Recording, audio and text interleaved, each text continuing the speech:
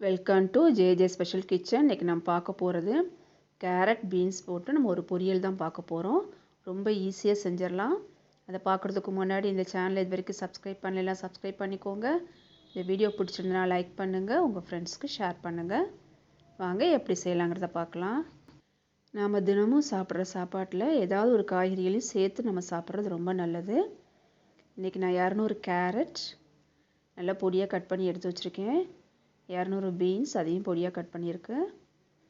ஒரு கடாயில் 1 டீஸ்பூன் கடுகு, 1/2 டீஸ்பூன் ஜீரகம் போட்டு நல்லா பொடியை விடணும். பொடியை விட்டுட்டு நம்ம இதில் நான் இன்றைக்கி சின்ன வெங்காயம் சேர்க்குறேன். 1 கப் சின்ன வெங்காயம் பொடியாக கட் பண்ணது நல்லா மிக்ஸ் பண்ணி விட்டுட்டு இதில் நம்ம கருவேப்பிலையும் சேர்த்துடலாம். வெங்காயம் ரொம்ப ஃப்ரை பண்ணணுங்கிறது கிடையாது.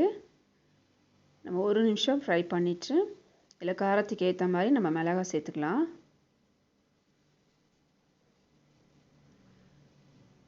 அதையும் நல்லா நம்ம ஃப்ரை பண்ணிவிட்டு இப்போ நம்ம கேரட்டையும் பீன்ஸையும் இதில் சேர்த்துட்டு நல்லா நம்ம மிக்ஸ் பண்ணி விடணும்.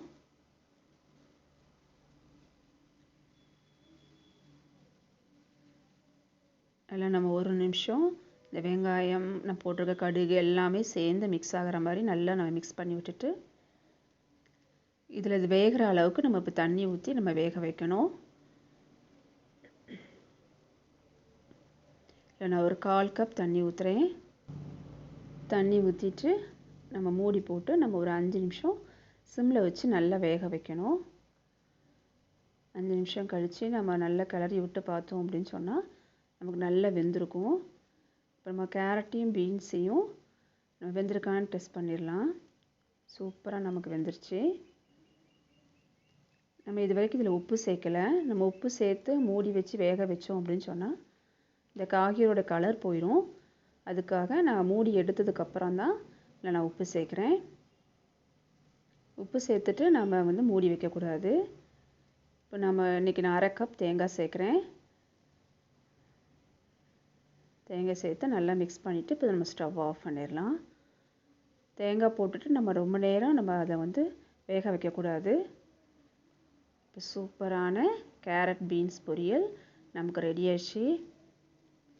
பார்க்குறதுக்கே ரொம்ப அழகாக இருக்குது, ரொம்ப வாசனையாகவும் இருக்குது.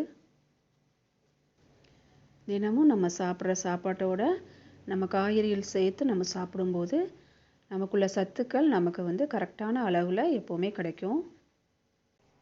ரொம்ப ஈஸியாக செஞ்ச இந்த கேரட் பீன்ஸ் பொரியல் சாப்பிட்றதுக்கும் ரொம்ப டேஸ்ட்டாக இருக்கும். இதே மாதிரி நீங்களும் செஞ்சு பாருங்கள். செஞ்சு பார்த்துட்டு எப்படி இருந்தது அப்படிங்கிறத கமெண்ட் பாக்ஸில் கமெண்ட் பண்ணுங்கள். சுவையாக சமைப்போம், அளவோடு உண்போம், ஆரோக்கியமாக இருப்போம்.